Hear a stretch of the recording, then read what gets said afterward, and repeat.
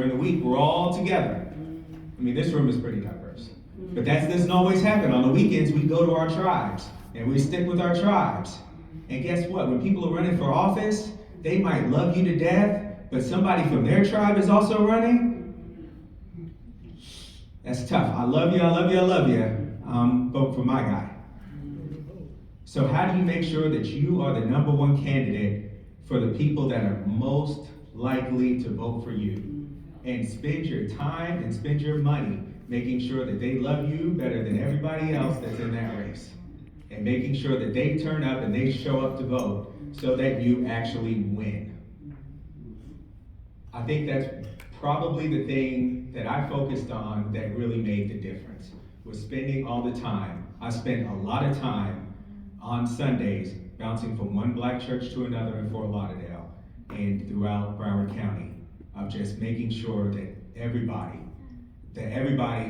who was likely to vote in the Democratic primary, who was going to see me as part of their tribe and see me as somebody that they wanted to vote for, knew who I was, knew I was in the race, knew what my background was, and picked me over the other people from our tribe who were also running.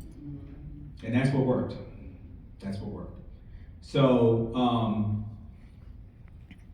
it's going to be different when you're running in Central Florida and you're running in an area that is where you have to win that general election.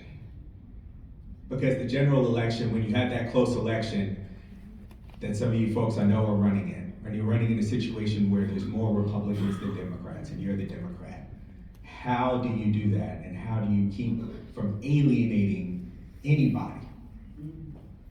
I would encourage folks to start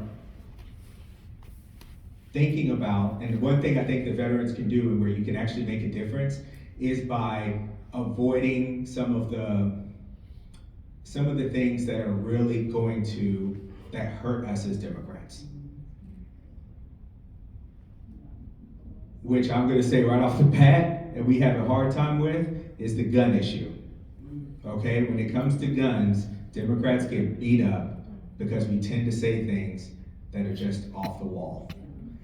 And the one thing, because we are military people, and a lot of us, I'm sure I'm not the only gun owner in the room right now, but we know about guns. We know not to say things that we hear Democrats say all the time that are just going to alienate a vast majority of the population. A year like this year, I don't see why you would not go 100% on a woman's right to choose.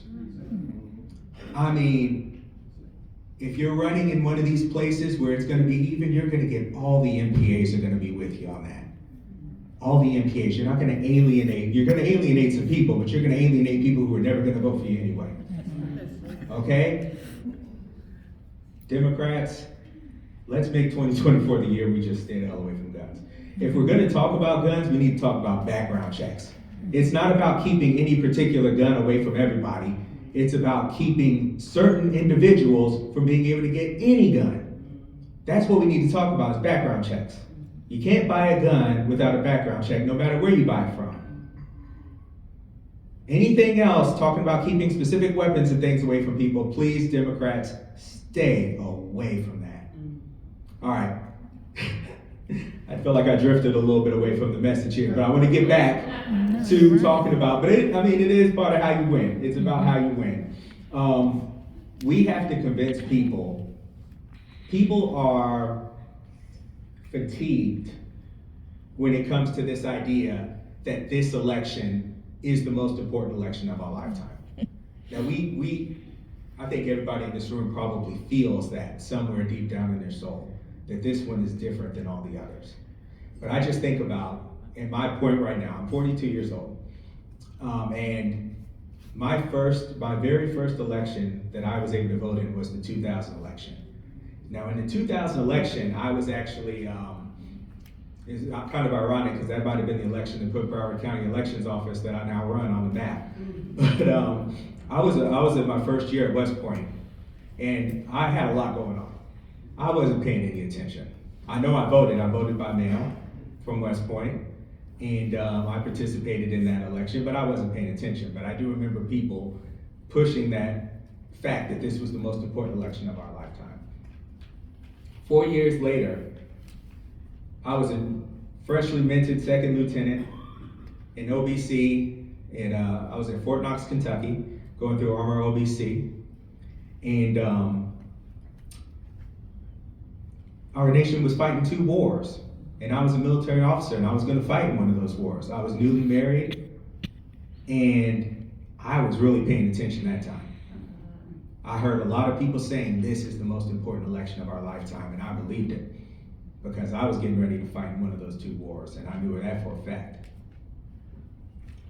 By the time 2008 came around, I was a dad, I had an infant son at home, and I was deployed to Iraq, embedded with an Iraqi infantry battalion. And we had this incredibly inspirational nominee running for the Democratic Party. And I didn't even need anybody to tell me that year that that was the most important election of my lifetime. I didn't even need to hear it because I already knew. 4 years later, 2012, now here we are.